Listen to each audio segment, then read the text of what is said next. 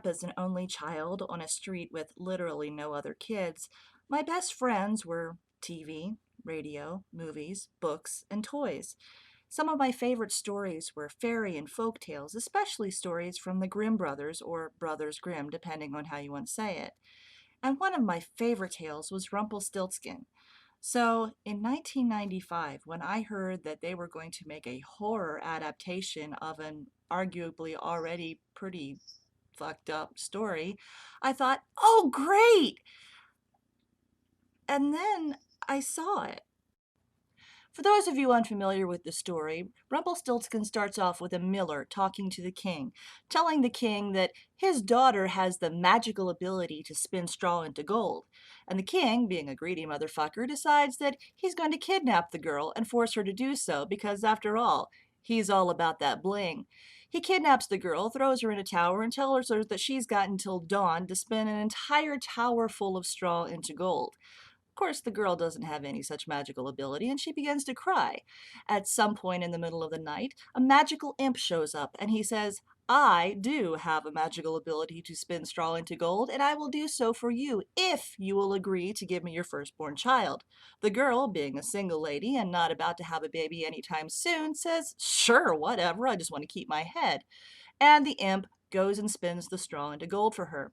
The next day, the king is so pleased with the gold that she has allegedly spun for him that he marries her and makes her his queen. I would assume 9 months later, she has a baby, and the imp returns to collect the debt. She refuses. I mean, hello, it's her kid. And so he says, rather fairly, I would say, that he will give her 3 days and as many guesses as she can take to correctly guess his name. Of course, his name is Rumpelstiltskin, and that's not exactly the most common name, so what are the chances of her ever guessing it? On day 1 and day 2, she makes several incorrect guesses, and he goes away laughing. But on the evening of the second day, depending on which version of the story you read, she either sends spies or birds that mimic human speech to follow Rumpelstiltskin back to wherever it is that he goes at the end of the day. So he has built himself a nice bonfire and is dancing around it, singing, ha ha, Rumpelstiltskin is my name. And this goes back and gets reported to the king and queen. The next day, Rumpelstiltskin shows up, expecting her to have a whole bunch of bad guesses and to collect the baby, and she does have some bad guesses, but then she says, oh, and by the way, your name's Rumpelstiltskin. Fuck you! Well, okay, maybe not the fuck you part, but I mean, it was definitely implied. So basically, that's the story in a nutshell. How hard would it be to mess up a story like that? Mark Jones? Let's see what you got. Okay, first of all, we start off with the location of the movie, which is somewhere in Europe. You know you're dealing with a masterpiece when your actors are all American and have absolutely zero talent at mimicking European accents, so that you have to say that it's somewhere in Europe rather than pinning it down to a particular location. I'm showing a screenshot of what the DVD says just so you can see exactly the high quality of this movie. Please notice that the name of the movie is misspelled from the DVD itself. It's Rumpelstiltskin spelled E-L, but on the DVD it's spelled Rumpelstiltskin with an L-E. The people who made the official DVD of this movie cared so little for the quality that they actually misspelled the title of the movie whenever you play it. Really? The film starts off with Rumpelstiltskin running through the forest in the dead of night. He's got a baby in his arms, and he's being pursued by a lynch mob. The typical lynch mob, torches, pitchforks, Great Danes. And he mutters under his breath that she has broken her word. She, I am assuming, is the miller's daughter because we don't know of anybody else that he's made a deal with. Anyway, he runs all the way up to the edge of a cliff, and he's forced to make a decision: jump off the cliff or face the lynch mob. He decides to go with the latter. He throws a handful of what could arguably be considered ground-up Tinkerbell at them, and this causes a fire. He tells the crowd to bring the pain because, yeah, Rumpelstiltskin is just that badass. And a couple of guys decide to try to do just that. Well, the second guy that tries to do just that, Rumpelstiltskin picks up, plucks out the guy's eyeball, and proceeds to eat it because, hey, eyeball, it's what's for dinner. While all this is going on, a witch comes out of the crowd and proceeds to say, "No, Rumpelstiltskin, you're the liar, and now I'm going to curse you." She throws a handful of ground up Tinkerbell at him and then proceeds to say that this curse is going to last 1,000 years and can only be broken by a wish, a child, and heartfelt tears. A few minutes later, Rumpelstiltskin turns into a gold speckled elephant turd. The elephant turd is thrown into the sea somewhere off the coast of Europe. And then after the title card, we are transported immediately to Los Angeles in the present, as long as the present is 1995 and not actually 2015. Russ Stewart and his partner John McCabe are two officers with the LAPD, and they're driving in their police cruiser on their beat.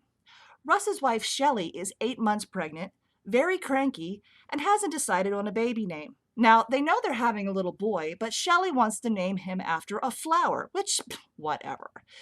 Anyway, Russ wants to humor her because she's 8 months pregnant. And he asks John for some ideas. John comes up with two really kick-ass names, Bud and Thorn. And he has a point. Thorn Stewart, that's a kick-ass name. But Russ shoots him down, figuratively. They stop for a donut because, yeah, stereotypes are good. And while there, Russ whips out his 1995 brick phone and calls his wife Shelley. While he's on the phone with her, a carjacker comes up and attempts to steal a car from a young mother with a baby. Russ yells at the carjacker, who pulls a gun on him. Russ pulls his own weapon, but hesitates shooting because of the baby being in the line of fire. The carjacker, not having such hesitation, shoots Russ 3 times in arguably non-lethal areas, and then tries to run away. Russ, even after being shot 3 times, gets a headshot on this motherfucker. They should have made Russ Stewart into RoboCop because they would have saved on ammunition, let me tell you. Anyway, they rush Russ to the hospital, but they're unable to save him. And Shelley eventually names the baby John. After a truly somber, poignant, and touching scene where Shelley puts flowers on the grave of her deceased policeman husband, we are immediately introduced to 13 gigantic boobs, one of whom is named Max Bergman. Max Bergman is basically a caricature of 1980s shock TV talk show host Morton Downey Jr. Morton Downey Jr., for those of you who were born in the 90s or thereafter, probably the best way to explain him would be, number one, he's no relation to Robert Downey Jr., and number two, if you take Jerry Springer and Jerry Springer's guests and mash them all up into one person, you kind of sort of have the ballpark of Morton Downey Jr. He was vile, he was crude, he chain smoked on his television show, often using a gigantic silver bowl as an ashtray. He would blow that smoke in his guests' faces and call them loudmouths if they ever disagreed with him. He was kind of misogynist in a way, and this Max Bergman character, while obviously not as vile as that, is kind of sort of supposed to be representing a Morton Downey Jr. type of character. Morton Downey Jr.'s television show was restricted to late night. In the 1980s and 90s, things like bad language, semi-nudity, and things of that nature were not something that you would see in the middle of the day. But in this movie, we see Shelley feeding her baby John in the middle of the day while watching Max Bergman, the Morton Downey Jr. type character. This was a bit of a standout for anybody who was actually alive during the 90s, but I digress. Her friend Hildy stops by and invites her to go out shopping with her. Apparently, Hildy has found this really nice little antique store with neat things in it, and she wants Shelley and the baby to go with her so they can get out of the house. They go with her down a weird alley and go to the store. Now, anybody who's ever seen Gremlins knows that if you go shopping at a store that's located down a weird alley, most likely bad things are going to happen. And this movie is no different. They walk into the store where everything is covered with about 1.5 feet of dust and cobwebs and run into Matilda. Now, it's never actually stated in the movie, but it's kind of inferred that Matilda is a descendant of the original witch that cursed Rumpelstiltskin. And Matilda is probably the stupidest witch that I have ever seen written for the silver screen. The reason I say that is because instead of keeping this extremely dangerous object away from the public, she puts it right on the shelf and puts a price tag on it. Then when Shelley, someone without a husband who has a baby with her, walks in and says, "How much?" instead of strongly saying it's not for sale or, oh, that's not supposed to be out here, I'm not selling it, or giving her a line of bullshit about, what terrible things would happen if you ever bought this thing, things she could do to keep it out of her hands. Oh, no, no, no. Yeah, she does say it's not for sale, but then when Shelley pressures her about the price tag being on it, all she says is, it's got powers, it grants wishes. Oh, yeah, like nobody wants to buy something that would grant their wishes. Hello, how stupid are you? And then she ends up selling it to her. Predictably, when she takes the rock home, she starts thinking about her dead husband and starts crying. She wishes that he could be there to see their infant son. Wish, child, tear. All three of the criteria are met. And guess what happens next? Later that night, Shelley is trying to read in bed when she hears a noise outside the door. She pulls a revolver out of her nightstand, and for the record, that is extremely unsafe when you have a baby in the house, and aims it at the door. The door opens, and it's Russ. He's back from the dead. He assures her that it's not a dream, it's really him, and he wants to see his son. They look at the baby, and he declares he's beautiful before they engage in wild and wacky make-up sex. The next morning, she wakes up to an empty bed and chides herself for such a dream. But then the shower comes on. She walks in and, oh wow, Russ is behind the shower door, and he asks her to join him. When she opens the door, she finds... No, not Bobby. Rumpelstiltskin is in there. Shelley runs out of the bathroom screaming, Rumpelstiltskin hot on her heels. She manages to get a bathrobe put on and turns around, asking him, "Who are you?" He informs her he's the one who brought her wish to life and that she needs to either give him the baby or guess his name. Instead, she gives him a knee to the nuts, grabs the baby, and runs for the kitchen. She puts the baby in a high chair, grabs a knife, and spins around. Rumpelstiltskin is still behind her. She ends up chopping off one of his fingers and stabbing him in the head before grabbing a broom and smacking the shit out of him. The broom seems to do the trick, but eventually she hits him so hard that the broom itself breaks. She gets the broomstick, shoves it down his throat, and pushes him in the pantry, locking it behind him. She grabs the baby and her truck keys and runs out the door.